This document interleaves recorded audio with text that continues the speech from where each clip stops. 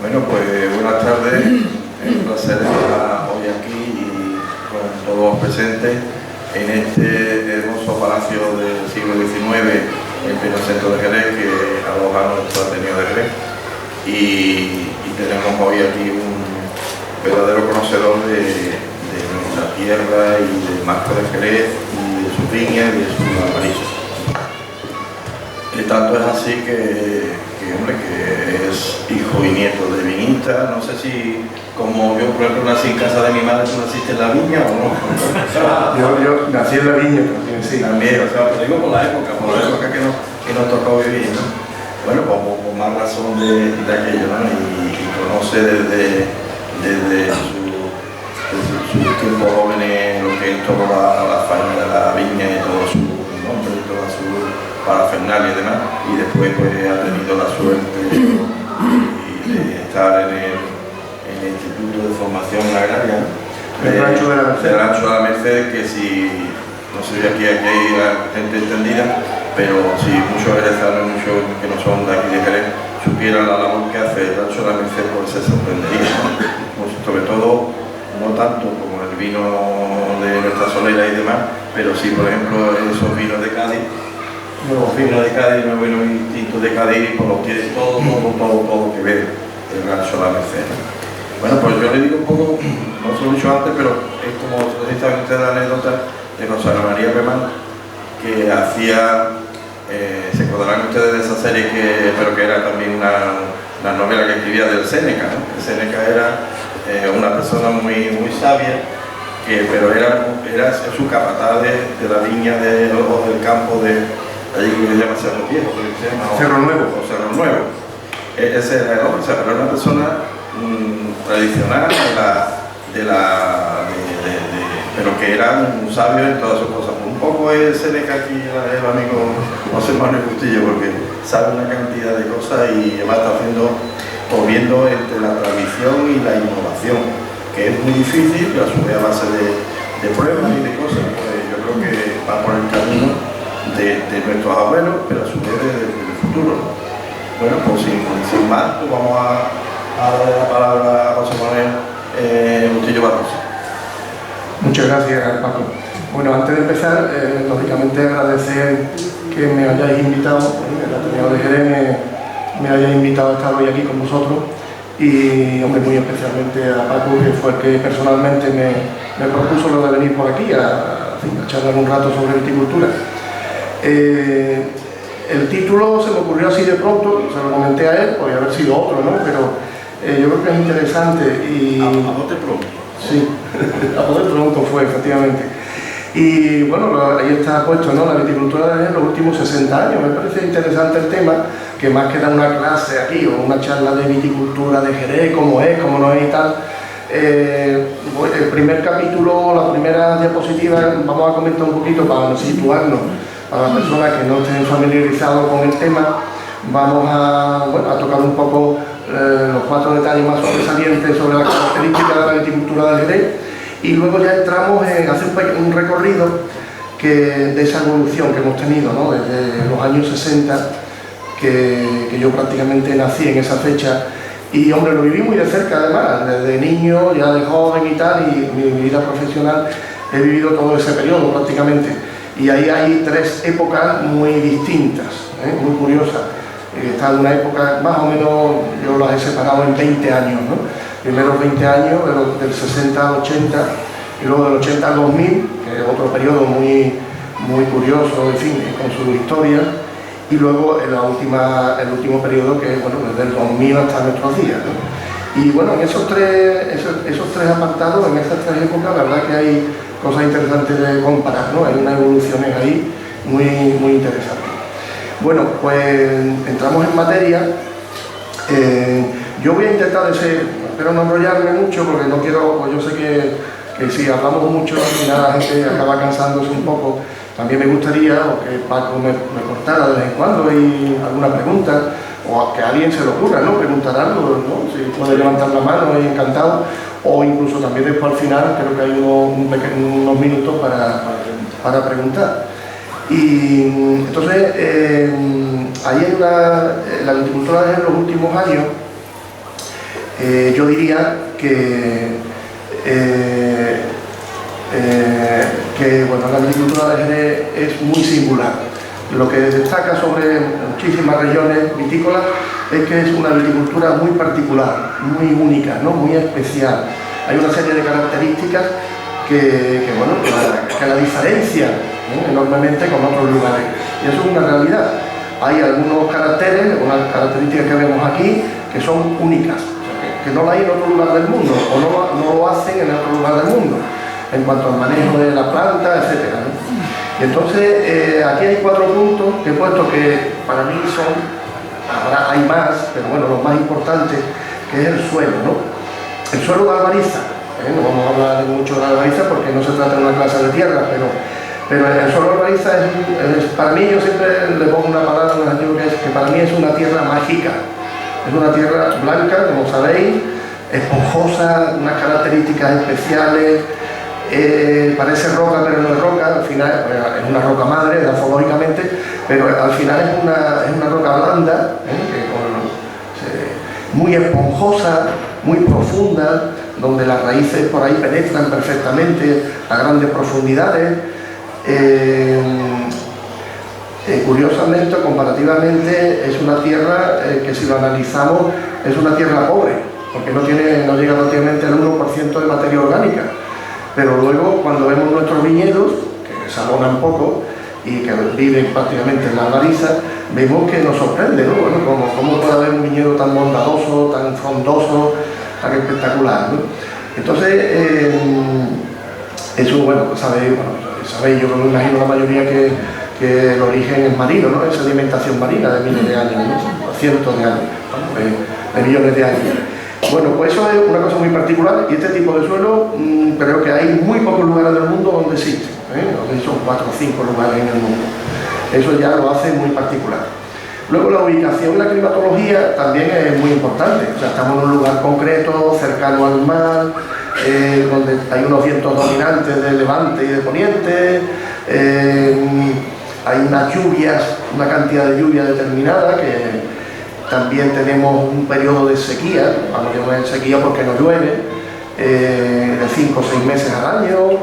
Tenemos una insolación muy importante, tenemos casi alrededor de 300 horas de sol, o sea, días de sol que no llueve.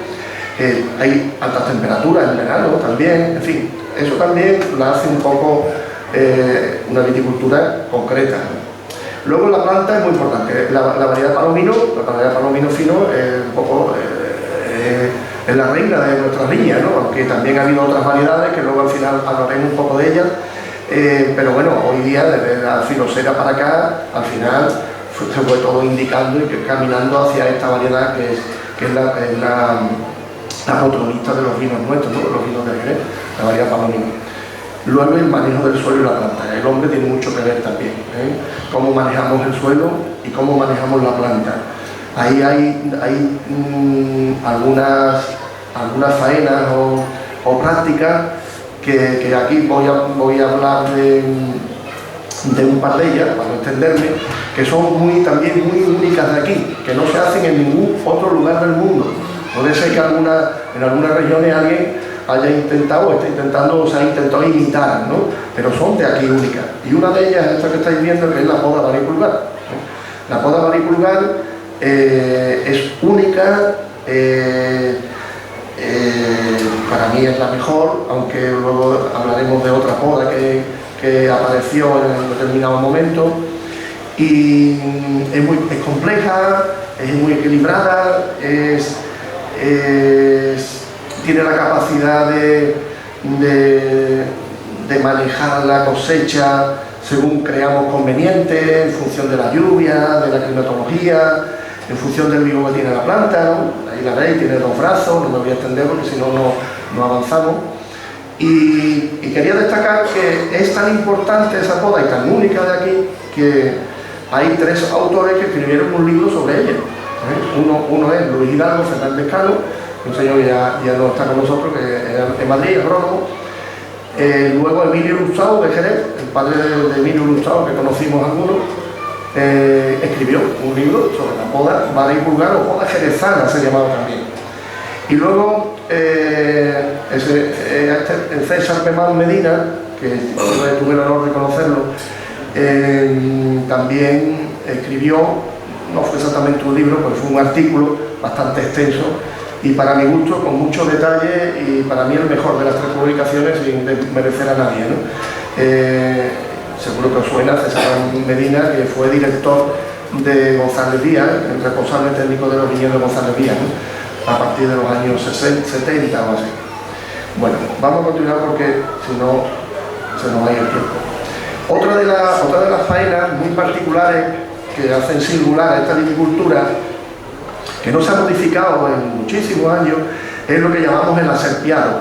Es eso que estáis viendo en la foto, que son como unas micropiscinas, unas bañeras, en este caso son rectangulares, y es la tierra suelta del verano después de la vendimia que se maneja, ahora aquí en este caso con máquinas, unas palas aserpiadoras modernas que aparecieron en los años 70, pero que antiguamente se seguía haciendo y se hacía incluso a mano. Se estuvo haciendo, el hombre lo hacía con la alzada, lo hacía a mano, este tipo de aserpiado. Lo que ocurre es que lo hacía alrededor de la planta, hacía un cuadrado alrededor de la planta, pues las plantas estaban también más cerca unas de otras en aquella época. Y luego lo retomó el mulo. El mulo y la mula, aprovecho para decirlo, es algo que significó mucho para los viticultores históricamente. El mulo era fundamental en una viña. Es decir, una viña pequeña tenía un mulo o una mula, y una viña grande tenía muchos mulos y muchas mulas, porque servían para labrar el suelo. En aquella época todavía la mecanización no había llegado, servía para transportar la uva al almijar para el asoleo, servía para llevar el agua a los trabajadores, en fin, servía para aserpiar. Había esa foto que vimos al principio en el título, un mulo aserpiando, era una pala que el hombre cogía a mano, levantaba y clavaba, y era aserpiar a mano con mulo. Eso duró hasta los años 60, más o menos. Luego llegó la mecanización. Bueno, con respecto a esto también me gustaría destacar que, para que comparéis, hasta los años 50, 40, 50 más o menos, una hectárea de viña necesitaba unos 150 jornales de mano de obra.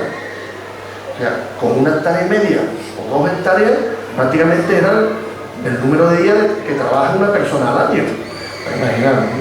Hombre, todo eso fue evolucionando, como vamos a ver, y luego ahora en la actualidad estamos, pues, un viñedo muy mecanizado, incluso con la vendimia mecanizada, pues está en torno a 20 jornales. Entre 20 y 30 jornales estamos actualmente. O sea que hemos bajado un 70% más o menos del coste. Bueno, eso es una evolución normal, como la vida moderna, que todo va cambiando, ¿no? Todo se va mecanizando y tecnificando. Pero que sepáis que es un cultivo de secano de los más sociales, que siempre ha dado mucha mano de obra. Esta foto la pongo porque aquí se ve la evolución de la superficie del viñedo en ese periodo que estamos tocando. En los años 50 o 60, incluso hacia atrás, lo normal históricamente, yo no soy historiador, pero bueno, más o menos se sabe que siempre Jerez, esos pagos famosos y tal, que ahí donde estaban nuestras viñas, eso nunca pasó de 6.000, 8.000 hectáreas. El marco del Jerez siempre estuvo por ahí. Y veis la evolución que tomó esto a partir de los años 60. En los años 60, 70, en esos 20 años, llegamos a tener 23.000 y pico de hectáreas, cerca de 24.000 hectáreas.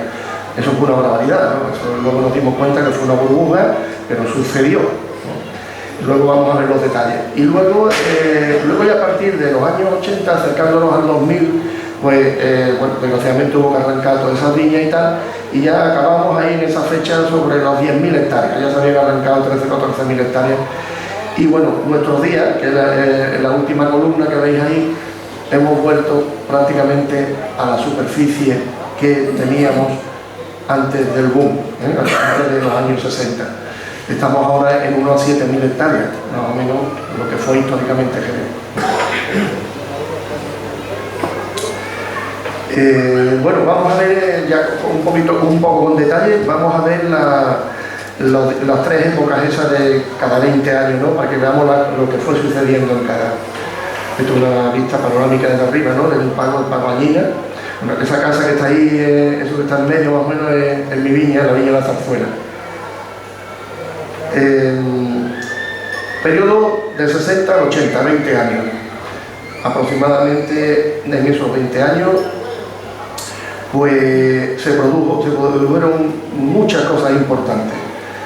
Entró la modernización, o sea, la mecanización entró ahí. A principios de los 60 empezamos a ver los primeros tractores de oruga, tractores cadena, empezamos a ver las primeras máquinas de tratamiento fitosanitario, empezamos a ver los aperos de otro tipo, para el manejo del suelo. También vienen las maquinarias, los aperos modernos, dejamos el arado del mulo, incluso el motocultor pequeñito, que se utilizó también bastante a principios de los 60.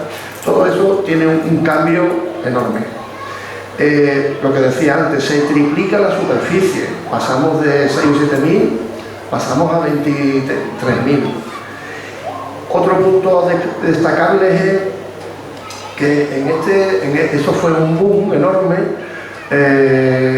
Ahí, en ese momento, en ese periodo, bueno, nadie pensábamos que era una burbuja ni que aquello era una locura, ¿no? En ese momento todo era alegría, todo era dinero, todo era rentabilidad, todo era guay. O sea, y por eso se plantan tantas viñas, porque los empresarios, los nuevos bodegueros que aparecen, ven que es un negocio espléndido, que esto deja mucho dinero, exportar vino deja mucho dinero, y bueno, pues se ponen tantas hectáreas. Un poco hay convenios laborales, que sobre esto un poco a tema laboral. Bueno, yo recuerdo que también, además, se ha dicho en muchos lugares que era tan bondadoso, ¿no? O sea, había tanta bonanza que en esa época, los años 70, el convenio laboral de viticultura, o sea, los trabajadores de las viñas y los trabajadores de las bodegas de aquí, llegaron a tener uno de los convenios más mejorados de España. Hombre, dejando a un lado quizás el convenio de los mineros de Asturias, ¿no? Pero es una realidad, eso fue una que todavía, hombre, sigue estando ahí vigente, pero que fue un salto importante. Bueno, una de las cosas que ocurre en este periodo es la aparición de los fitosanitarios y los herbicidas. Mi abuelo, en los años 50, 40 tal, no existían los fitosanitarios, casi, bueno, existían algunos fitosanitarios naturales que eran el cobre, para luchar contra los hongos, y el azufre también. Y era lo que se manejaba prácticamente. Es que las plagas las plagas que tenemos ahora no existían, no habían aparecido, ¿no? Los herbicidas igual, todo se hacía manualmente, con los mulos, los araditos pequeños con los mulos, a mano, con las azadas y tal. Y aparecen los herbicidas, claro, y todo eso es un avance impresionante, porque todo eso, sobre todo lo que nos da es una reducción de mano de obra y una eliminación de gastos, ¿no? O sea, hacemos mucho más rentable el viñedo. Una mejora, claro. Hombre, a causa de todo esto yo pongo ahí que aparecen nuevas plagas, al intensificar los tratamientos, eso sí se ha visto, ¿no? Que eso es claro, no es discutible, que bueno, cuando empezamos a echar fitosanitarios, lógicamente matamos las plagas, pero estamos matando también insectos auxiliares, insectos beneficiosos, que tenían la función de equilibrar a los otros insectos malos que han sido plagas, ¿no? Entonces, bueno, pues como los plaguicidas al final matan no solamente esto, ahora son más selectivos, pues al final acabamos teniendo un poco de desequilibrio, y entonces las plagas se intensifican o aparecen plagas nuevas, y eso lo vivimos a partir de esa fecha, ¿no? Bueno, eso tenemos que convivir con ellos estamos conviviendo, y eso está ahí. Con el tema de los herbicidas, pues claro, imaginaros, yo echo al suelo un producto con agua y ahí no sale hierba, y además mantengo todo el año ese suelo limpio de mala hierba, que antes teníamos que eliminar varias veces al año, ¿no? Que era un trabajo enorme. Entonces todo eso también se ve con muy buen ojo, ¿no? Y se acepta, ¿no? Lógicamente, ¿no? En la agricultura esto no se puede obviar. Lo que sí hemos notado al utilizar el herbicida durante muchísimos años es que al final empiezan a aparecer especies de mala hierba que se hacen resistentes a los herbicidas. Entonces estaban ahí y ahora nos cuesta mucho, con los herbicidas ya nos cuesta matarlas, ¿no? Pero es un efecto natural que sucede con estas cosas. Otro punto importante, claro, cuando aparece todo lo que es la mecanización, modernización, pues las viñas que teníamos entonces eran en el marco real, estaban plantadas a lo que llamábamos marco real, que era un cuadrado, y eran 1,5 metros por 1,5 metros. Claro, ahí en 1,5 metros no pueden entrar las máquinas modernas, no pueden entrar los tractores, no pueden entrar las máquinas que empezaron a aparecer, y nos vimos obligados a ampliar la calle, a anchar la calle de la viña. Y uno de los marcos que más se utilizaron y se sigue utilizando es 2,30 metros de calle por 1,5 entre planta y planta. Bueno, toda la mecanización, lógicamente, pues al final, lo que he dicho antes, ¿no? Se consigue un mayor rendimiento y un ahorro importante en coste que siempre viene bien, ¿no? Para el empresario. Otro punto importante que ocurrió en esa fecha fue la introducción de la espaldera. La espaldera, para los que no sepan lo que es, esa foto que aparece ahí, que hay un hierro galvanizado y unos alambres, bueno, es donde se ponen 2 o 3 alambres con unos postes en cada línea de cepas y bueno, pues la planta se conduce ahí, se amarra ahí, la soporta. Al fin y al cabo eso facilita la mecanización, se reduce la mano de obra, porque la foto que veis arriba en blanco es como se hacía antes de los años 60, que no había espalderas. Entonces era una horquilla, que la veis ahí al final de la foto, era para apoyar la vara, para que aguantara todo el peso de la cosecha de la uva. Ahí se amarraba y eso se hacía todo a mano, se clavaba a mano, cada año había que hacerlo y era un coste muy alto. Las horquillas eran de pino, de los pinares, el coto de las costas de aquí, que había mucho pinar, y venían los camiones de horquillas, ¿no? Y eso era un trabajo, yo me acuerdo de niño, ¿no? De haberlo puesto, la horquilla con la viña de mi abuelo. Bueno, pues todo esto cambia. En ese periodo que estamos hablando del 60 al 80, se cambia todo el viñedo, se ponen espalderas, claro. Eso es un avance de los más importantes que sucede en esa época. Esto lo pongo ahí abajo, que el que introduce esto, y hay que decirlo, se llama César Remán Medina, ingeniero agrónomo, responsable técnico y director de viñedo González Vía de aquella época. Hace un viaje a sur de Francia, se da cuenta allí de lo que hay, las espalderas que había allí, era un poco más, no eran galvanizados, eran de hierro, de ángulo y tal, pero bueno, eran espalderas. Él se trae la idea para acá y empieza a poner esas espalderas en los viñedos de González Vía. Os puedo decir que lo viví de cerca, os puedo decir que en 10, 12, 14 años todas las viñas del marco del Jerez tenían espaldera puesta. O sea, fue un avance tan importante que eso, bueno, voló, ¿no? Y eso lo tenemos que agradecer a él, lógicamente. Bueno, entramos en otro periodo, el periodo de los 80. Yo le llamo la crisis del viñedo. Después de ese boom, de esa edad de oro, que podemos decir, pues claro, eso empieza a pasar factura. Pues empieza a haber problemas de excedente, unas producciones bárbaras, habíamos plantado casi 4 veces más de viñedo. Claro, se deprecia todo, empieza el precio de la uva a bajar enormemente, el precio de la uva y el vino, lógicamente, ¿no? Todo eso pasa factura. No voy a entrar en detalle porque bueno, no se trata de profundizar ese tema, pero es una realidad que sucede, empezamos a sufrir todo y nos vemos obligados, es que la gente con su viña se estaba arruinando. O sea, los precios de la uva bajan a tales niveles, y de la bodega, no digamos también, a tales niveles que la gente se arruinaba, o arranco la viña o yo no, porque gasto más en cultivar y cuidar la viña que luego lo que cobro por la venta de la uva, ¿sabes? Y eso no podía seguir así, ¿no? Y lo que dependía que del claro, y dependía de ese sector muchísimo, lógicamente. Entonces, bueno, esa es una de las cosas que ocurre, bastante dura, pero lo tenemos que asumir, lo tenemos que asumir. No sé si ahora a continuación pongo yo algo más del tema, no lo digo. No. Bueno, ahí tengo que decir que bueno, todo este arranque masivo de viñas, la comunidad, ya estábamos en la comunidad, entrando en la comunidad ya en los años 80, 90, y entonces bueno, pues se crea una ayuda para equilibrar el viñedo, ¿no? Entonces la comunidad económica premia al que quiera arrancar el viñedo, le da una cantidad importante, 1 millón de pesetas por hectárea, medio millón que daba el Consejo Regulador, y claro, eso es una cantidad de dinero muy atractivo para el viticultor que estaba agobiado, estaba asfixiado, que se estaba arruinando, y desgraciadamente, con el dolor de su corazón, tiene que decidir arrancar las viñas, ¿no? Coge el dinero, se queda con la finca, pero sin viña, y coge el dinero y por lo menos se salva, ¿no? Económicamente se salva. Eso ocurrió, pues, muchas hectáreas, muchas hectáreas.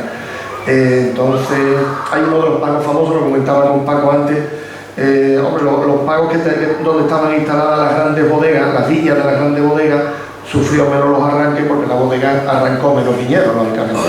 El que arrancó de verdad fue el que tenía que vivir de la venta de la uva y no podía. Entonces hay un pago en concreto, que es el pago Balbaína, que está en término Jerez, el puerto, muy famoso. Jerez Superior, porque está entre Jerez, el puerto y San Lucas. Y ese pago, yo lo viví, fue el que tuvo la tragedia más grande, ¿no? Ahí, ese pago creo que tenía en ese momento, en los años 70, unas 1.300 hectáreas, y yo creo que se ha quedado con unas 300, O sea, el 70% de las viñas se arrancaron, no se han vuelto a plantar. Eso es un poco trágico. Luego hay otros pagos que, bueno, afortunadamente no se arrancaron tanto, pagos más de interior, de Carrascal, donde estaban las bodegas, Macharnudo, donde yo estoy, que es Allina, afortunadamente están más o menos llenos de viñas, ¿no? En este periodo ocurrió otro acontecimiento muy importante, que es la aparición de la máquina vendimiadora. Estábamos en los años 90, cercanos al 2000, 95-2000. Tenemos problemas de mano de obra. Por aquella época, por lo visto, el tema de la construcción y tal, pues absorbió a muchísima gente, muchos trabajadores, y no había gente para vendimiar y para hacer otro trabajo en la viña, no, había muy poca gente, ¿no? Me acuerdo también que esa era la época en la que tenemos esta edad. Recuerdo que bueno, pues, los chavales estudiantes íbamos a hacer la vendimia, son 15 años. y claro, era esa época, y ya por esta fecha ya los estudiantes dejaron de ir a la... Hoy día es muy raro ver a los estudiantes echando la vendimia, ¿no? Entonces nos vimos con un problema enorme, con un problema todavía de falta de rentabilidad, todavía no habíamos recuperado, todavía estábamos con este negocio que dejaba muy poco dinero, y aparece la máquina vendimiadora. Empezamos a traer las máquinas, las primeras venían de Francia, y eso pues, dio un respiro, ¿no? dio un poco de aliento para que económicamente pudiéramos seguir para adelante con esos viñedos y arreglar o solventar el problema de la mano de obra, que era importante. Y bueno, para que veáis, he puesto ahí unos datos para que veáis qué suponía la vendimiadora mecánica. Una máquina en 2 horas vendimiamos una hectárea, o sea, en 2 horas. O sea, va haciendo el trabajo de 30 personas. Imaginaros 30 personas vendimiando, pues eso lo hacía la máquina, en el mismo tiempo. Luego llegamos ya a nuestros días, los años del 2000 en adelante, donde prácticamente hoy día se vendimia como mínimo la mitad, o algo más quizás, se vendimia con máquina, nuestros viñedos hoy día, de las 7.000 hectáreas que tenemos. Como cosa negativa, todo no es positivo, la mecanización, ¿no? Hay cosas negativas. Entonces, la máquina, a mí me tocó estar ahí estudiando un poco el tema desde el rancho de la Merced cuando empezaron a venir y tal, y bueno, pues un dato era que la máquina vendimiadora de aquella época, hoy han ido perfeccionándose más lógicamente, de aquella época iba perdiendo en torno al 6% de la cosecha. Se perdía, lo perdía la máquina. Y también otra cosa que ocurría es que, hombre, los viñedos tenían que estar bien adaptados para la máquina, donde había poda varipulgar hacía más daño. Si los viñedos estaban bastante bajos sobre el suelo, pues tenía mucho problema para coger la uva y rompía, hacía daños a la planta. En fin, todo eso había que tenerlo en cuenta. Pero bueno, para que todo eso se sopesó y se hicieron cálculos y no importó, porque vendimiar con máquina te estabas ahorrando un 70% del coste total que suponía vendimiar a mano. O sea, por dar un ejemplo, si me cuesta vendimiar una hectárea en 1.000 euros, pues si traigo una máquina me va a costar 300 nada más. Eso suponía un ingreso importante en la economía del empresario vitícola. Y bueno, pues todos estos motivos hicieron que la máquina entrara y entró. La poda cordón fue otro cambio importante. He hablado antes de la importancia de la poda varipulgar, que es muy nuestra, única y tal. Unido paralelamente a la introducción de la máquina vendimiadora en esos años, al final de los 90, pues resulta que nos planteamos también implantar la poda doble cordón o poda cordón, que es francesa y que, bueno, actualmente es la poda más universal que existe, vitícolamente. Y claro, es una poda más sencilla de realizar, más fácil, se presta mucho mejor para la mecanización, es muy simple de realizar por el operario. Pero bueno, como contra, nos estamos dando cuenta ahora que ya tenemos viñas ahora mismo tenemos viñas que están en poda doble cordón con 25 o 30 años ya, fueron los primeros cordones que se hicieron, y nos estamos dando cuenta ahora que la longevidad, o sea, que la planta muere antes, se envejece más, empiezan a producir menos. O sea, hay como una tendencia, hay técnicos compañeros que estamos pensando de que sería interesante retomarlo de la tara, viñedos que están en doble cordón, de no volver a hacer doble cordón y retomarlo de la poda nuestra varipulgar. La selección clonal es otro tema también muy importante en ese periodo, al final de los 80, en la década de los 90. El centro donde yo trabajaba, el Rancho de la Merced, es muy protagonista de este tema. González Díaz también, con su equipo de técnicos en aquella fecha. Y bueno, decidimos que todos estos palominos, la variedad palomino de antiguo, ancestral, pues produce poco. Los viticultores pues dicen, bueno, cobra, sabéis que el viticultor cobra, y todavía es así, cobra por kilo producido. O sea, cobra por kilo de uva que entrega en la bodega. Entonces tenemos viñedos muy antiguos, muy bonitos, una diversidad enorme, fitogenética, genética en cuanto a la variabilidad de la variedad, pero claro, se empieza a descubrir que hay un trabajo que se llama selección clonal y sanitaria, y con eso se consiguen pues plantas mucho más productivas. Empezamos a seleccionar. Algunos se le hacen algunos tratamientos llamados termoterapia, y obtenemos unas plantas súper libres de virus, súper seleccionadas, que empiezan a producirnos el doble o el triple de estos palominos que hemos tenido hasta los años 60, 70. Eso significa duplicar, como mínimo duplicar, el ingreso económico de los viticultores de ese momento.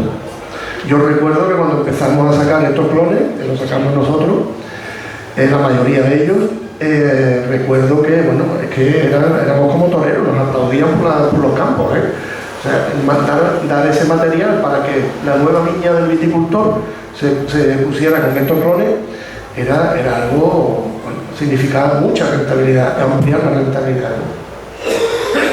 Bueno, y por último, el último periodo de los 60 años que estamos viendo, desde el 2000 al 2020 o hasta los días de hoy, hay una vuelta a la superficie histórica, os lo comenté antes, ¿no? Todavía teníamos en esta fecha, en 90, unas 10.000 hectáreas, pero se fueron arrancando algunas más. Y actualmente tenemos esas 7.000 que he dicho, he vuelto un poquito. También es verdad que tenemos esa vuelta de las mismas hectáreas, pero también es verdad que producimos un poco más, porque tenemos palominos que producen más que lo que teníamos antiguamente. Se va recuperando progresivamente un poco el equilibrio entre la oferta y la demanda, Todo, empezamos a ver un poco de luz, el resurgimiento del sector, se ve, va lentamente, pero se nota que hay un resurgimiento. Con esto se va revalorizando el precio de la uva y se hace rentable el cultivo de la vid, y lógicamente el vino parece que también está subiendo de precio, que es necesario.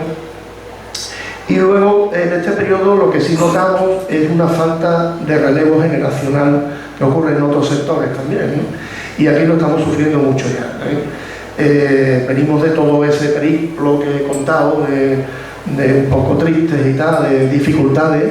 Entonces, claro, los descendentes de los viticultores, los hijos de tal, pues no quieren ser viticultores, que prefieren irse a ganar más dinero en otro sector, Y entonces, ahora que estamos, en fin, parece que nuestro sector está levantando cabeza, bueno, encontramos que nos está faltando gente. Y sobre todo gente especializada, gente cualificada para poder desarrollar, por ejemplo, la poda varipulgar, hacer los trabajos de especialistas en la viña. No lo sabe, cualquier persona no puede hacerlo, pues eso necesita un aprendizaje previo. Y bueno, pues eso es un punto importante a ponerlo y a divulgarlo. Para mí es un SOS. Oye, aquí hay que tomar medidas. Han venido empresas de servicios de fuera y no saben podar varipulgar, no pueden podar nuestras viñas. Nuestras viñas son un poco especiales. Entonces yo creo que, bueno, siempre públicamente lo lanzo, que algunas instituciones que tengan relación con esto, ayuntamientos, consejo regulador, no sé, institutos, escuelas, no sé qué, tenemos que hacer algo por esto, crear una escuela práctica, hacer algo para intentar estimular a jóvenes que empiecen a tener formación para que puedan venir a las viñas. No sé cómo vamos de tiempo, Paco. 45 yo soy ya un poco raro, no me entiendo mucho. Bueno, en este periodo que estamos hablando, un tema importante es que están apareciendo los nuevos vinos. Hombre, no voy a hablar de los tintos y demás, estoy me refiriendo al marco de Jerez, a lo que está en torno al vino de Jerez. Entonces están apareciendo desde unos 10 años para acá, hace más o menos este tiempo, están apareciendo los llamados vinos de pasto, que son de pago también, era un vino que se comercializaba históricamente, hasta los años 50, 60, se estuvieron haciendo y aparecían en los libros de la bodega. Y también los espumosos. Esto, bueno, pues los nuevos bodegueros, la nueva sangre, los nuevos enólogas que están empezando a emprender proyectos, pues prácticamente todos, han empezado haciendo vino de pasto, recuperando. Es un vino, no es, para que sepáis, bueno, los que no sepan lo que es un vino como el comienzo del Jerez, o sea, es el vino joven, antes de ser Jerez, antes de ser vino de Jerez o de ser cherry, antes de ser encabezado con alcohol. Y claro, eso a los consumidores, a los nuevos consumidores, les está gustando mucho porque es más fácil de beber, más atractivo, en fin, está cambiando un poco el consumo y además se está cotizando bastante. Os puedo decir como nota sobresaliente, todos los vinos de pasto de esta época se están vendiendo bastante más caro o de más precio que los propios jereces, que sabemos que tienen que estar muchos años en la bodega. Es una realidad, eso había que reflexionar un poco. Bueno, otra de las que forma parte y tiene bastante protagonismo de este resurgir económico o este equilibrio y que estamos viendo la luz económicamente tanto en la viña como en los vinos también, se llama Cherry Cask. Este es un tema que ha existido en Jerez durante muchos años, pero últimamente se está potenciando enormemente. O sea, la producción de barricas que se envinan con vino de Jerez para luego llevárselo para el whisky, para la crianza del whisky, eso ha crecido muchísimo, ¿eh? Y eso también está ayudando a equilibrar, ¿no? Decir, oye, toda la uva que producimos en 7.000 hectáreas, hay una gran parte que va destinada a vino para esta finalidad. Os doy un dato así orientativo, de las 7.000 hectáreas que tiene, se estima que 2.000 o 3.000 hectáreas se está destinando para vino de Cherry Cask, y las otras 3.000-4.000 hectáreas es lo que realmente se está necesitando para continuar con los vinos, los jereces, ¿no? Y los vinos de aquí del Marco. Bueno, otra cosa que ocurre también en esta época es que al final, de hace 10, 12 años para acá, está apareciendo pues, viñedos que se están manejando ecológicamente, ¿no? Manejo orgánico. Yo concretamente, esta foto de mi viña, yo hace 15 años que tengo el viñedo en manejo ecológico, y bueno, se está notando que hay un interés, pues sobre todo porque hay consumidores que cada vez también piden más vino ecológico. Aquí me va bastante lento, no como otras zonas más nórdicas, pero yo creo que esto va a ir a más, hasta el punto de que ya no hay muchas hectáreas, ahora hay un 2-3% de hectáreas del Marco que están en ecológico ya, pero sí os puedo decir que prácticamente todas las grandes bodegas del Marco de Jerez tienen ya algunas hectáreas en ecológico, y se están haciendo vinos ecológicos algunos, ya hay por ahí algún fino ecológico, alguna manzanilla. Bueno, yo creo que eso es un tema que va a ir a más y es muy interesante. Entonces, bueno, tiene ayuda de la comunidad económica, todo esto cada vez se apoya más, la sostenibilidad medioambiental es importante, o sea, que no lo quieran, contaminamos menos el medio ambiente, el suelo, la finca en concreto, y se recupera la biodiversidad, que es muy importante, que era la biodiversidad que tenían los viñedos de nuestros abuelos. La perdimos con todo ese proceso que he contado anteriormente, ¿no? Y de alguna manera no es inventar nada, es volver a regenerar o volver a retomar todas esas prácticas o ese modelo. Bueno, yo creo que estamos llegando al final, para no cansaros mucho. No me quería ir de aquí, me supongo que al final lo normal es que aplaudáis, me da la impresión. Yo pido que este aplauso que daréis al final, no quiero que sea para mí, para nosotros, quiero que sea para estas personas que he puesto ahí, porque entiendo que son 5 personas que hicieron mucho en este periodo de 60 años que he contado, hicieron mucho y tenemos mucho que agradecerle desde el punto de vista vitícola y vitivinícola también. Uno es Alberto García de Luján, que seguro que aquí hay mucha gente que lo conoce, fue mi jefe directo, el director del Rancho de la Merced, fue una eminencia en viticultura, muy reconocido internacionalmente, numerosas publicaciones. Yo tuve la suerte de trabajar a su lado como parte del equipo de viticultura, la gran parte de las cosas que sé la aprendí ahí con él. Está malito, desde hace 2 o 3 años, en ese país vive, tiene 80 y algo, está malito, pero ojalá estuviera aquí hoy. Y bueno, es una persona que tenemos que agradecerle mucho. César Ramón Medina, que lo he dicho anteriormente, ya he contado que fue director de viñedo. González Díaz fue el introductor de la espaldera, también participó mucho en la selección clonal, fue una gran persona, fue un gran técnico y aportó mucho al sector vitivinícola de ese periodo. Está también Enrique Montero Millán, es el gran perito de las viñas, tiene ahora 80 años, creo que acaba de cumplir, seguro que aquí hay gente que lo conoce también, un amigo mío, y es una persona que está desde el principio, desde muy joven, en el mundo de las viñas, asesorando, llevando viñedos de bodega, y una persona que ha aportado mucho también. Él va a morir con las botas puestas porque todavía está en medio de las viñas, con 80 años. Luego Manuel Morales Godínez fue compañero, tuve la suerte de ser su compañero en el Rancho de la Merced, fue viticultor, fue capataz de viña en el Rancho de la Merced, escribió un libro que vamos a ver ahora en una portada, y fue también una persona que aportó mucho. Desgraciadamente no está ya con nosotros. Y luego está José Bustillo Marín, que lo he puesto ahí como último, que tiene 95 años actualmente y fue viticultor toda su vida, pero al mismo tiempo de ser viticultor fue capataz de viña toda su vida. Y en estos momentos me he preocupado de buscar datos, analizar los datos, y realmente en estos momentos es el viticultor y capataz de viña más longevo del marco de Jerez, y él es mi padre.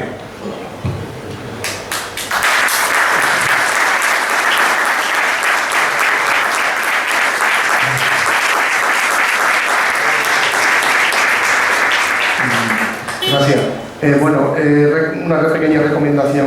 Manuel Morales, que lo he puesto en la lista anterior, Manuel Morales estuvo el hombre 40 años recopilando vocablos, palabras típicas de la viticultura del marco del Jerez.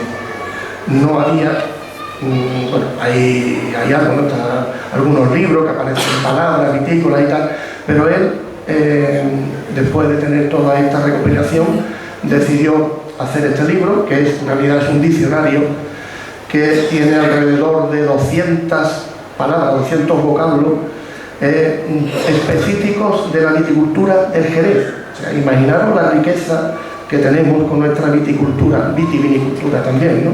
De bodega también. Bueno, pues esto es en concreto de la viña, y ahí están todas las palabras propias de la viña, históricamente, ¿no? Todo lo que se habla, se decía y tal. Y ahí yo no voy a entrar, no tenemos tiempo para hablar de esto, pero pues bueno, por poner un par de ejemplos de dos palabras, pues blandura. ¿Qué es la blandura?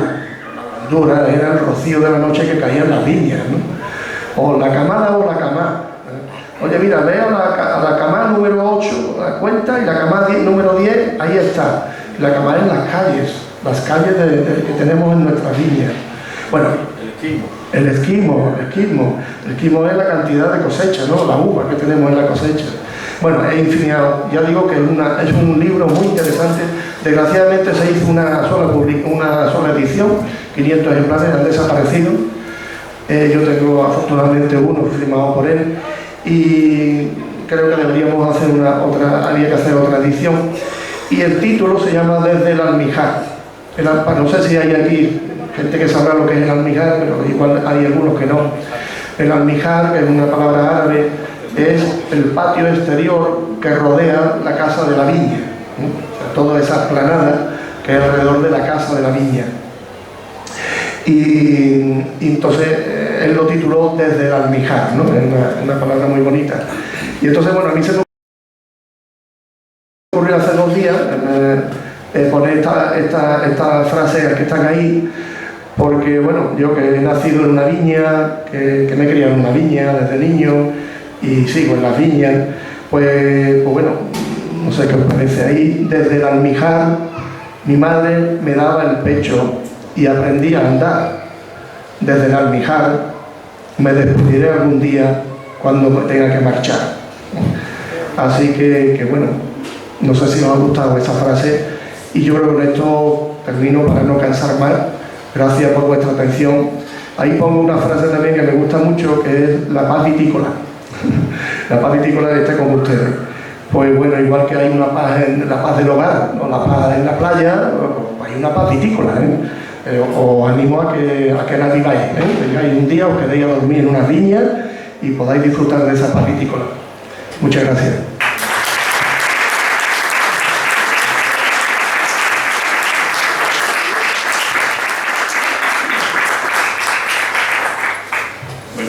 Empezamos un poco de turno de preguntas. ¿Quién quiere?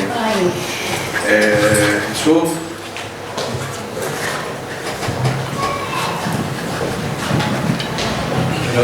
En primer, enhorabuena por la charla, que me ha encantado. Sobre todo a los que nos gusta la historia, es una auténtica maravilla.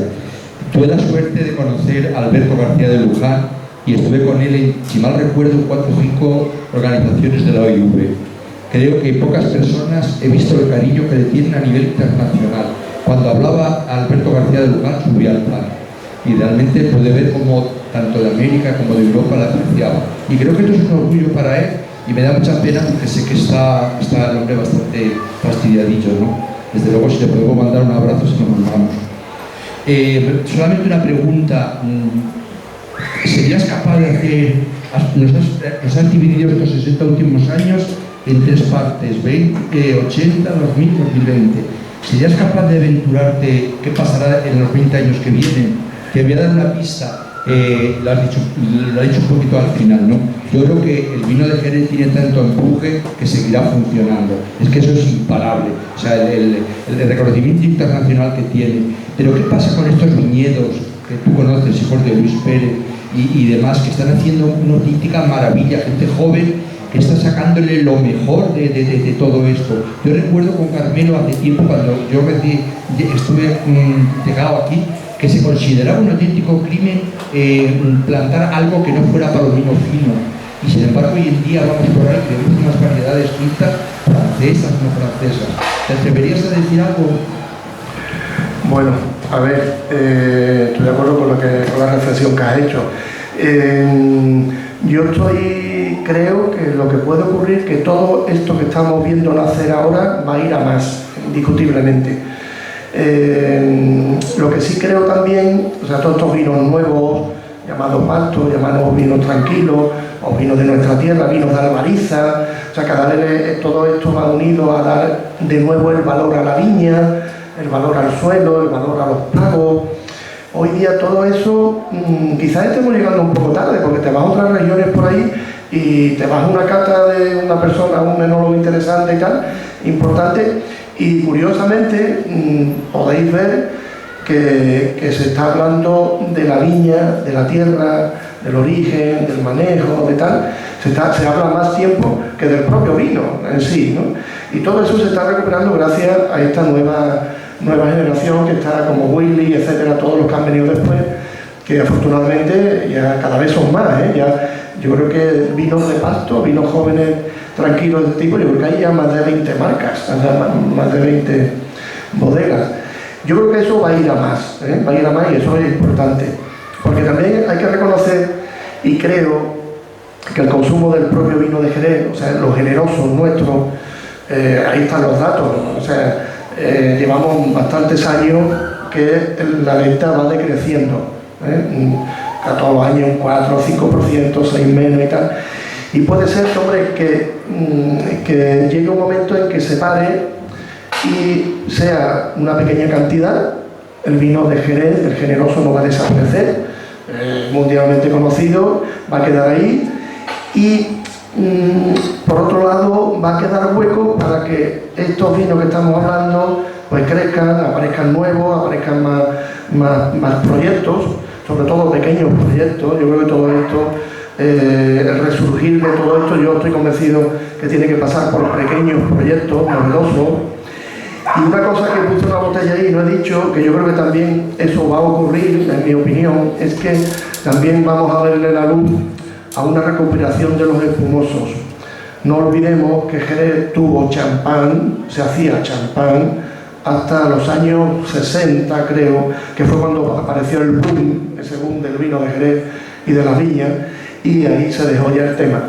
Pero ya es un hecho, unido a estos nuevos ejemplos de nuevos enólogos y nuevos vinos que estamos viendo, unidos están ya apareciendo también algunos espumosos.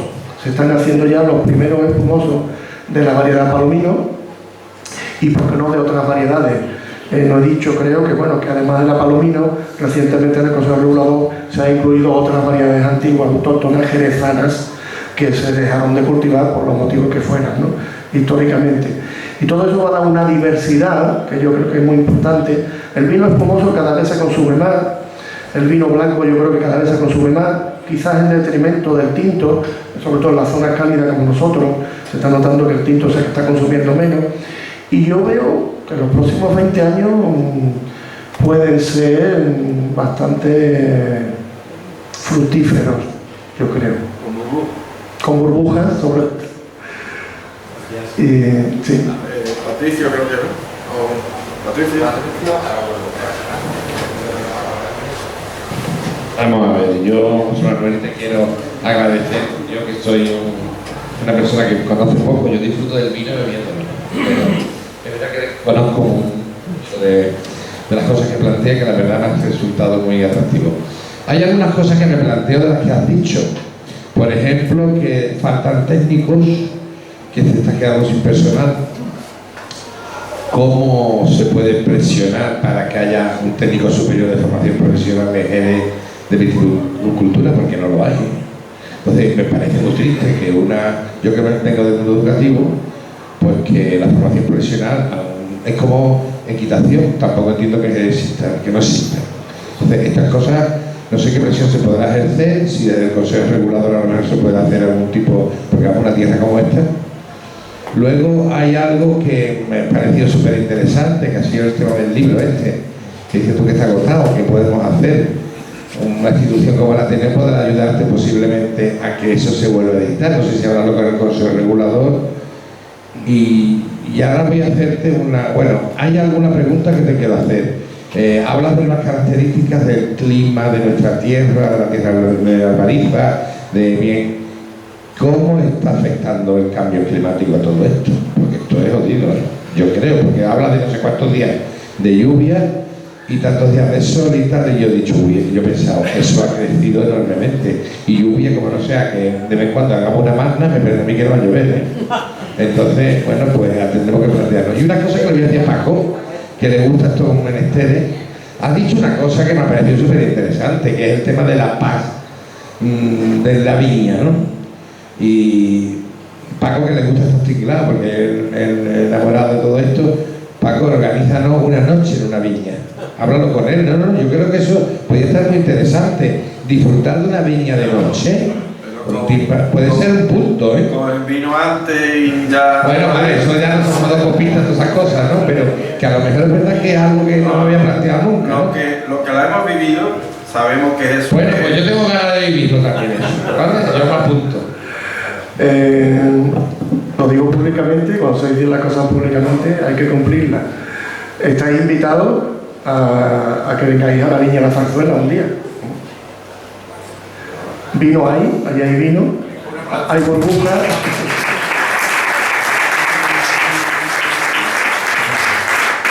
Aquí creo que quería hacer una pregunta.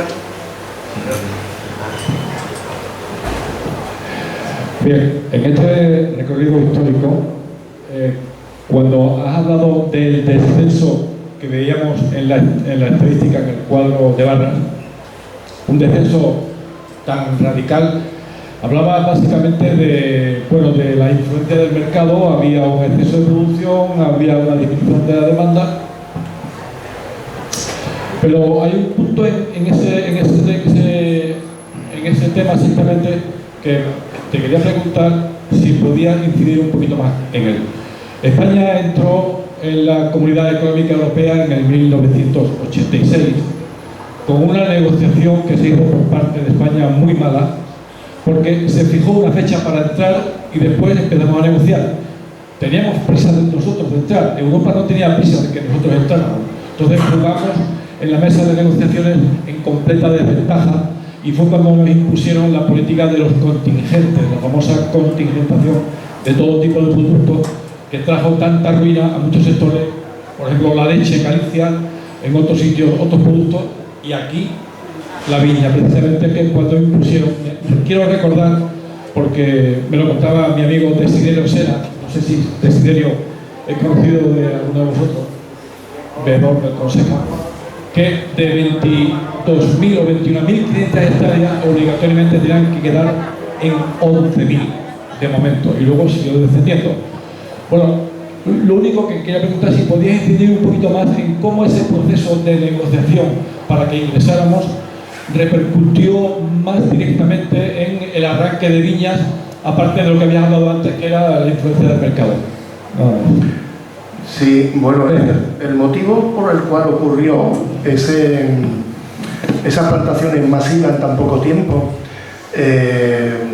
no hay que yo lo veo claro que esas plantaciones no se hicieron porque de pronto Inglaterra, por decir el país principal, bebe 4 veces más vino de Jerez. A mí me han contado esa historia no hace muchos años, porque yo no encontraba el motivo, y me decían que es que antes de la comunidad, lógicamente, antes, bueno, todavía en la época de la dictadura, o sea, en los años 70, 60 y 70, el gobierno quería estimular mucho lo que era, y tenía su lógica, ¿no?, lo que era la exportación. Entonces primó de una manera muy bondadosa la exportación, o sea, en resumen, La captación de divisas. 1 litro de vino que se exportaba de aquí, yo no sé otras regiones, pero que se exportara de aquí y ponerlo en Inglaterra, tenía una ayuda, o sea, una subvención impresionante. Me decían algunos que la ayuda era superior al valor del propio vino. Entonces, claro, eso, yo creo que eso fue lo principal que ocurrió. Aparece Rumasa, ¿no?, aparece esa empresa, que era ahí un negocio importante, y las demás bodegas, pues lógicamente, y gente tal. Pues bueno, eso sucede, y claro, nadie pensaba que eso se iba a acabar, ¿no? Pero claro, eso sucede, y bueno, se habla del lago de Bristol, que ya llega la especulación ya a tal manera que ya una parte importante del vino no se consumía allí, se tiraba. O sea, llegaba allí, se justificaba de alguna manera oficialmente para que eso se había exportado, se cobraba la subvención y el vino se tiraba. Eso fue una burbuja, eso fue una tragedia, eso no debió ocurrir, pero ocurrió. Entonces, claro, luego viene la segunda parte, que es decir, bueno, esto ha terminado, aquí no hay subvenciones, esto ha cambiado todo, ahora vamos a la comunidad. Y claro, ¿qué ocurrió? En ese periodo hubo una guerra de empresas, o sea, que lo que menos importaba era el precio del vino. Y ahí se produjo la depreciación real del Jerez, en los años 70, años 80. ¿Por qué? Porque daba igual bajar el precio del vino. Y además yo, para quitarte al cliente, a ti o a ti, bajo lo que haga falta. Porque si a mí lo que me deja el dinero es la subvención que recibo. Eso fue así, yo creo que fue así. Entonces, claro, eso creó una tragedia luego, una repercusión enorme, porque ahora nos encontramos en otra situación, que no tenemos ayuda, no tenemos subvenciones, pero tenemos el precio tirado por los suelos. Tenemos ya el vino a ese precio, casi no puede vivir, no es rentable. Y la viña igual, claro, bajó tanto el precio de la uva que ya no puede, no es rentable, es antieconómico. Y claro, eso creó lo que creó, eso creo que fue así.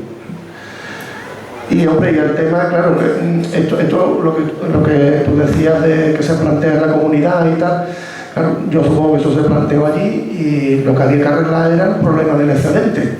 ¿Cómo arreglamos un excedente? Pues eliminando producción. ¿Cómo lo estimulamos para que suceda? Pues dando dinero para que la gente se retire y arranque las viñas. Eso fue lo que sucedió.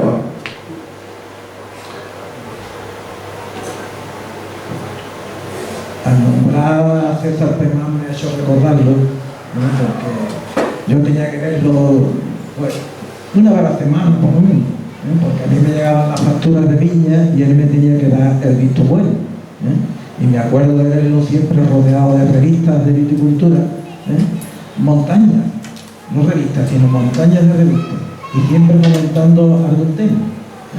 Por ejemplo, decía, esta revista lo que dice que como tenemos cultivada la viña es lo contrario de lo que hacemos nosotros.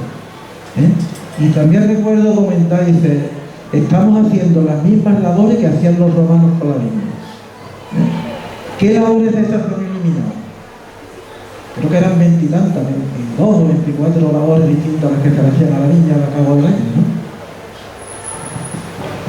Sí, claro, se han eliminado muchísimas labores en aquella época.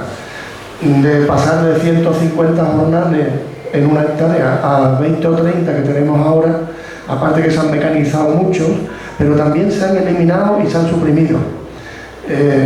Y bueno, todo eso al final pasa factura un poco, ¿no? Porque es que se cuidaba mucho el viñedo en aquella época.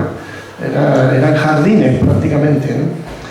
¿Y por qué se hacía todo eso? Tantos jornales, eso era mucho gasto, pero es que era rentable. Mi abuelo materno crió a sus 5 hijos con 3 hectáreas de viña y vivía bien, solamente con lo que le pagaban del precio de la uva. Mi padre, vamos, mi abuelo paterno, en la viña La Sobajanera, en Macharnudo, tenía 7 hectáreas y crió a 8 hijos, digo, de los años 50 hacia atrás. Y eso era porque el nivel del precio, el valor que tenía la uva y el vino era infinitamente mayor que ahora.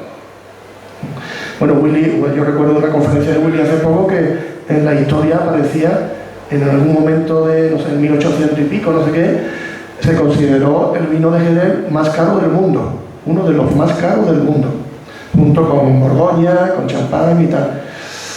Claro, todo eso lo fuimos perdiendo en todo ese proceso que hemos vivido de los 20 años del boom y tal. Todo eso hizo mucho daño, claro.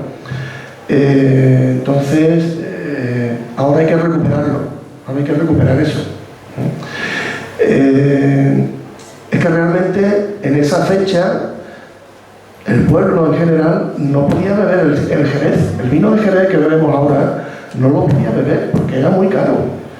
Entonces bebía estos vinos que hemos dicho antes, el vino de pasto, que era el vino joven, sin fortificar, como llamamos ahora el mosto, ¿no? Cuando vamos por ahí a tomar un mosto.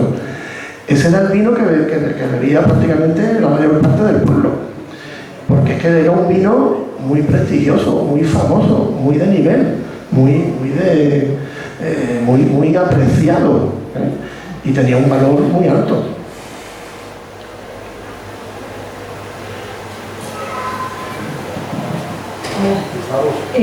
Muchas gracias por la ponencia. Y bueno, lo de las lunas, sí, las lunas y Jerez, sitios donde se hacen lunas por la noche, la más comercial. Bueno, y la gente que nos crea una viña la hemos hecho siempre, lo de estar por la noche, pero los días de luna llena, si no es más difícil. Luego, yo soy docente y, bueno, en la escuela de taller y casa de oficio, yo creo que la solución del tema de la mano de obra específica, ¿no?, para la poda y, bueno, y para otra, no solo la poda, ¿no?, la recogida de leña, o sea, hay otras labores, no solo esa, que me imagino que tampoco habrá profesionales. Como más rápido son la escuela taller, casa de oficio. Casa de oficio específico, por ejemplo, una boda. Escuela taller son 3 años. Son personas que, bueno, sabéis, la escuela taller más o menos todo el mundo sabe de qué van, ¿no? Son personas que ya han salido del sistema un poco, o sea, que no han seguido la trayectoria del sistema normal y se reenganchan después de unos años y de diferentes circunstancias sociales de todo tipo. Ahí pueden entrar pues, muchas personas de discapacitados, de convictos, de todo. Y yo he sido profesora de escuela taller y creo que sería la solución más rápida, porque una FP es mucho más lenta a nivel de papeleo, a nivel de divulgación y todo. Entonces la escuela taller es cuestión que lo pida un organismo de aquí, el Rancho de la Merced, o que lo pida el Consejo Regulador. Eso hay una bolsa de empleo en Cádiz y yo, por ejemplo, he dado esos temas, ¿vale? O sea que yo lo veo factible la solución. Y luego una pregunta que sí quería, que también va dentro de mi opinión. ¿Vería usted bien o recomendable la mayor calidad? Estoy hablando de fino, o sea, de vino de Jerez, no ya tierra de Jerez, que hubiera como antes, que Paco y yo lo hemos conocido, porque Paco y yo hemos vendido juntos, o sea, que en la misma finca. Que había en la bodega había diferentes para descargar el camino, de diferentes tipos de tierra. Eso se daba en González Díaz y eso se quitó.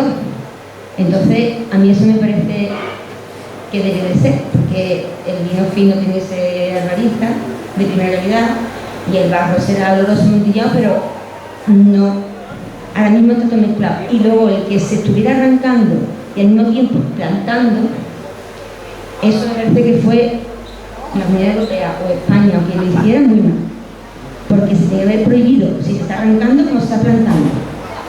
O sea, una norma, si se arranca porque sobra. Si sobra, porque la bodega planta. O sea, eso, todos los viticultores, digamos, medianos y pequeños, nos parecía mal que se arrancara, o sea, mucha gente arrancó y no le hacía falta el dinero. No todo el mundo arrancó porque le hacía falta el dinero. Yo conozco que sí que no. Y se dejaron arrancar donde dice Baldaína, el pago mejor de él, nunca se tiene que haber dejado de arrancar, porque ahí él vino, lo que dijo antes del tema de los romanos, bueno, yo diría antes, los fenicios, no los romanos. Los fenicios ya lo hacían así. Y yo lo de fin de carrera de ingeniería lo hice precisamente del tema ese del origen de cómo venían de la época fenicia o tartesa, porque tenemos el tarteso, hasta ahora, y es lo mismo, es la misma zona de tierra de esa época, de calidad. ¿Vale? Gracias. Vale, pues voy a intentar contestarte. Bueno, lo que has dicho al principio de los pagos de las tierras y tal, de los vinos que se separaban las uvas, pues sí, lógicamente yo creo que eso se estuvo haciendo hasta que llegó el boom ese que contaba a partir de los 60. O sea, las bodegas, o sea, los pagos de viña se seleccionaban y, por ejemplo, el pago Carrascal, que es más de interior, se solía utilizar esas uvas más para los vinos olorosos, por ejemplo. Machanudo decían que era más propio para los amontillados.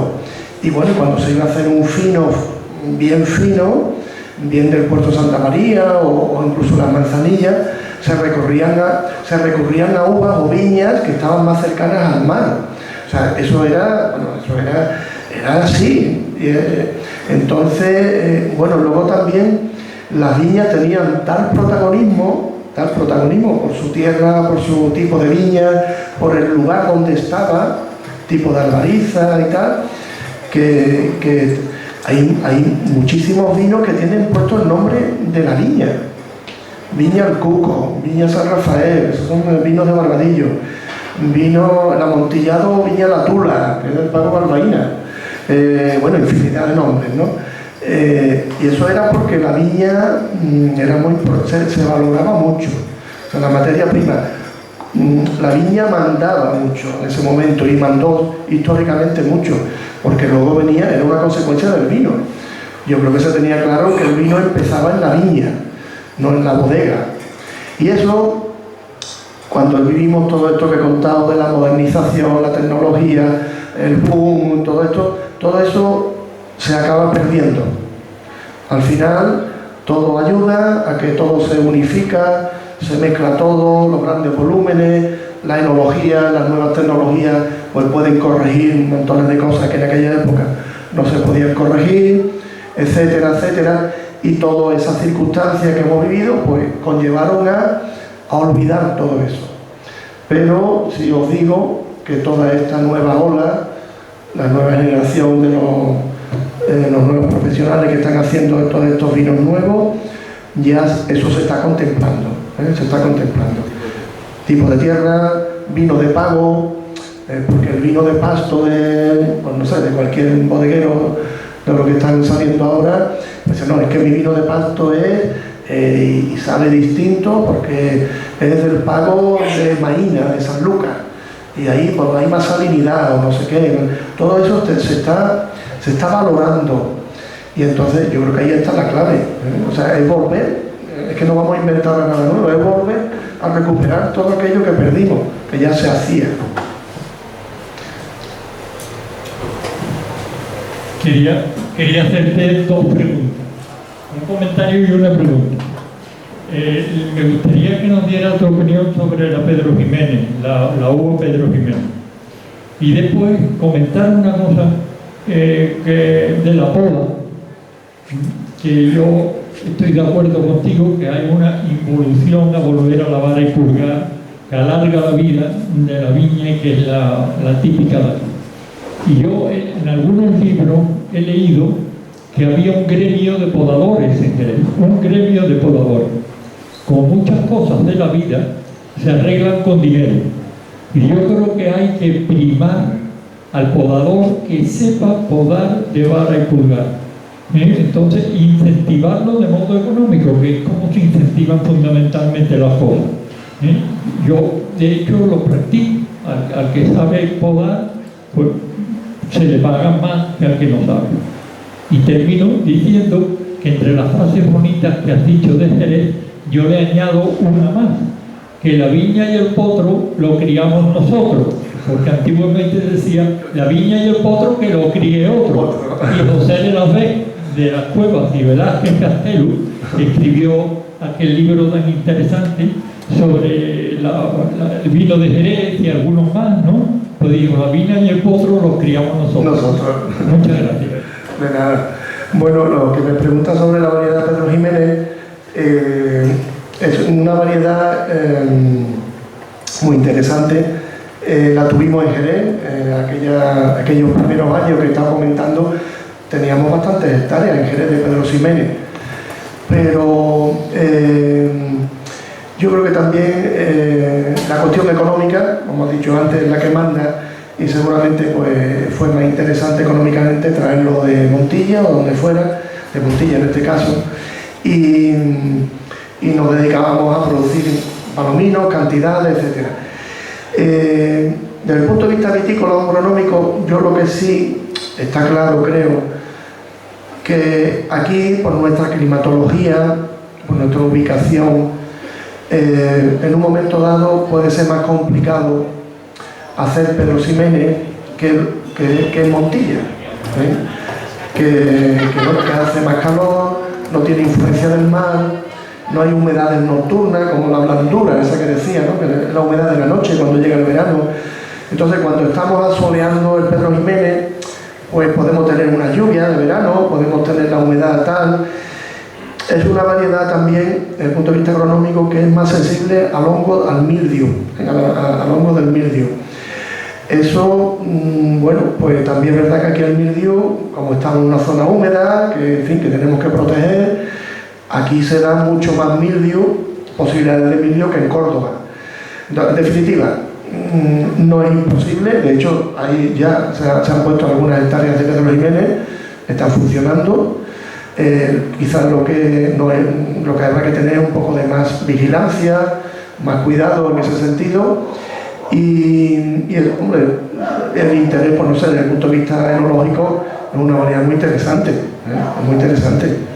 Y hoy día hubo un problema con los Pedro Ximénez de aquella época de los 60, que tenían problemas genéticos, se corrían los racimos, daban muy pocas producciones, había una especie, una bacteria que era como una necrosis, una gangrena, que daba muchos problemas. Eso hoy día está solventado. Hoy tenemos del rancho de la Merced, de ahí surgieron, tenemos los Pedro Ximénez clonales seleccionados, libres de virus, que te dan una garantía impresionante. Que han eliminado ese problema. Y la otra pregunta, ¿era una pregunta o era un comentario lo otro, no? Lo siguiente. Era un comentario. Yo quería, pues, Víctor, te voy a hacer también una pregunta. El futuro de la tintilla, ¿cómo lo consideras?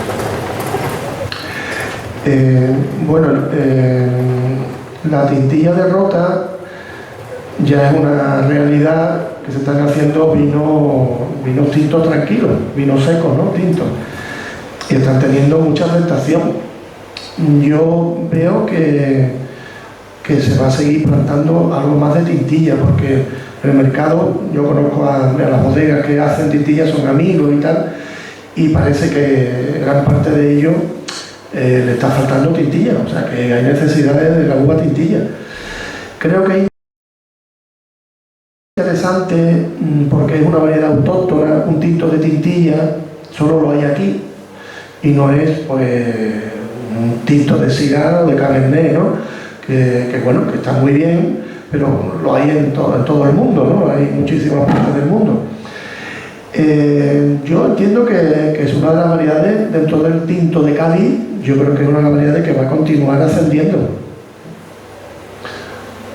Hay que tener cuidado con eso porque dicen mucho y tal que hay una variedad que se parece mucho, que es la Graciano de La Rioja, y se divulga mucho por ahí que la Graciano y la tintilla de Rota es la misma variedad, y no es la misma variedad. Genéticamente se parece mucho, los ADN y tal, pues parece que sí, pero luego tú la ves en el campo, la uva y el vino, y no tiene nada que ver una cosa con otra. Tenemos que defender que la tintilla de Rota es de aquí, nuestra, y autóctona y distinto.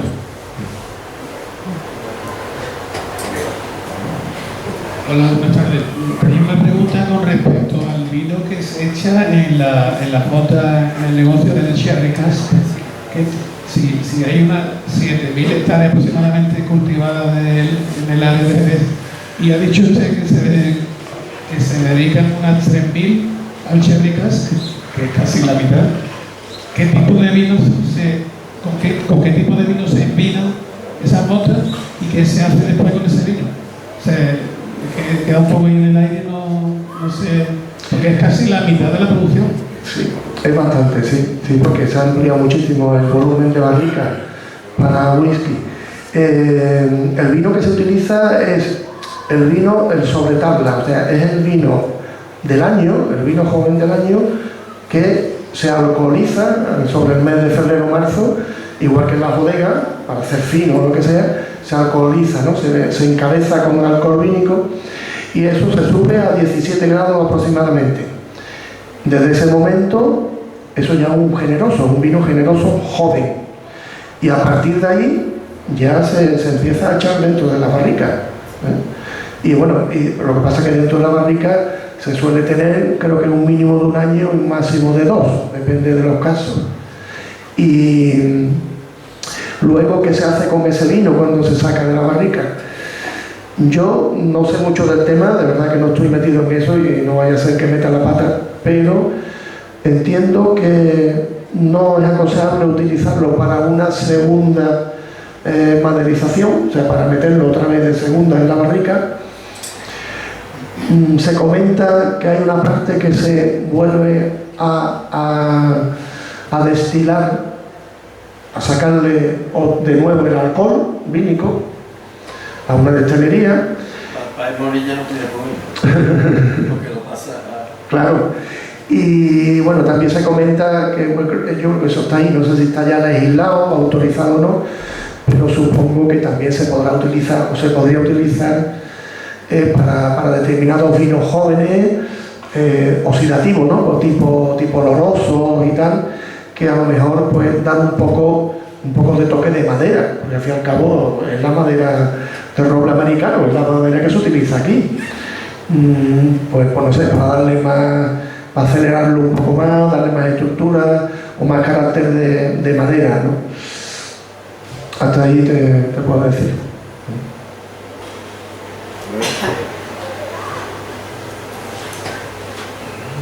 Buenas noches. ¿Sí?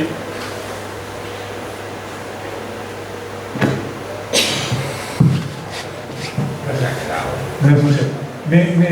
Mi pregunta sería al trato de la biodiversidad. Usted ha hablado de eso y ha hablado de la tendencia de la demanda de productos biológicos.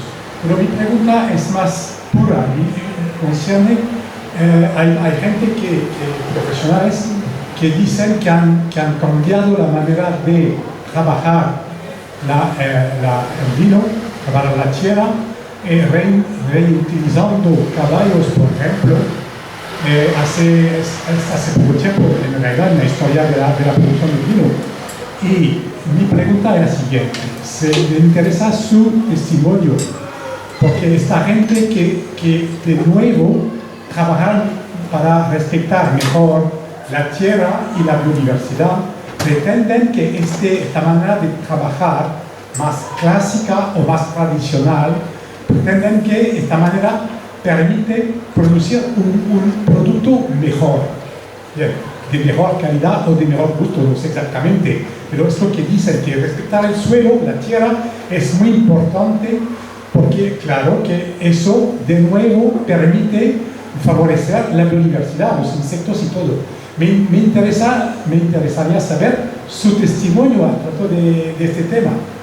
Si usted piensa realmente que cambia el valor o el gusto o mejorar, permite de mejorar la uva y el vino. Bien, bueno, yo tengo una experiencia con mi propia viña. Hay un dato en ese sentido que lo he vivido en estos últimos 15 años. Creando biodiversidad, yo le hago una calle, cada 4 calles o cada 4 camadas, una tiene cubierta espontánea natural, la propia semilla del suelo, autóctona. y a partir del tercer, cuarto año fui viendo que estas 3 o 4 plagas que son importantes y que prácticamente casi todo el mundo tiene que tratar es echar plaguicidas, lógicamente es contaminar un poco el medio, afectar un poco en ese sentido. Puedo decir que yo llevo 12, 13 años que no utilizo plaguicidas, no tengo necesidad de combatir esas plagas. Están presentes, pero están mínimamente presentes y están en equilibrio con los demás insectos. De manera que, como no me hacen un daño a la cosecha, pues no tengo necesidad de tratar ni siquiera con insecticidas naturales que se autorizan en la agricultura ecológica. Esto a mí me parece estupendo. Lo de la tierra que usted comenta, por supuesto, lo ecológico está prohibido echar herbicidas. Entonces, yo recuerdo cuando yo compré mi viña y empecé a hacer ese manejo ecológico, mi suelo, mi tierra, tardó 3, 4 años de recuperar la vida natural que tenía. Mientras tanto estuvo ahí parada, no crecía casi nada, no salían las hierbas autóctonas, pero eran los efectos acumulados seguramente de tantos años de herbicidas, ¿no? Cuidado que aquí llevamos desde los años 60 echando herbicidas todos los años, ¿eh? Oye, que es una necesidad económica y ahí está, y es legal y está autorizado, pero visto desde este punto de vista hay que tenerlo en cuenta. La manera de labrar, pues sí, las labores tradicionales se hacen por algo, lo que pasa es que, bueno, convencionalmente se hacen muy mecánicamente y de la otra manera se podrían hacer con animales, con mulos y tal. A mí me parece buena idea. Yo tengo una pequeña parte de mi viñedo que está más estrecho, que es un ensayo, y todos los años traigo una mula para serpiar a mano, ¿eh? Bueno, creo que estaba en la foto al principio, ahí de portada. Luego, que todo esto se traslade de una manera clara al sabor del vino, bueno, eso ya creo que es un poco más complicado. En general, seguramente vamos a tener una uva menos forzada, porque no vamos a echar abonos químicos, que también se habla de tal. O sea, vamos a tener unas producciones más pequeñas, vamos a tener seguramente unos valles y unos racimos más concentrados, y todo eso puede, lógicamente luego en el vino puede repercutir y puede notar un vino distinto. Pero, en fin, no creo que sea una regla, ¿eh? Luego organolépticamente las cosas son complicadas, ¿eh? Yo quería también hacer una pregunta. El abonado natural del animal. El micro, Paco. Perdón. El abonado natural de siempre con los animales, o sea, el estiércol natural. Y con el compost y eso bueno, al final se nota en la calidad del imagino también. Bueno, más que en la calidad organoléptica de la uva, que sepa distinto la uva o el vino, es complicado, ¿eh? Eso, porque en fin, estamos hablando de sensibilidades, ¿no? Pero lo que sí se nota es en la planta sí se nota. O sea, tú notas que incluso se nota que hay menos enfermedades. Cuando una viña, una planta está muy cargada de nitrógenos químicos, de abonos minerales químicos y tal, tiene una fructosidad exagerada y están más propensas a enfermedades, ¿eh? A los hongos, son más sensibles a hongos, a la botritis, a la pudrición. También es más apetecible para las plagas, para los insectos. Entonces, bueno, esa metodología lógicamente tiene la planta está más sana, responde mejor. Bueno, pues me parece que ha sido una conferencia magnífica y yo creo que aquí como José Manuel Bustillo Barroso merece un gran aplauso.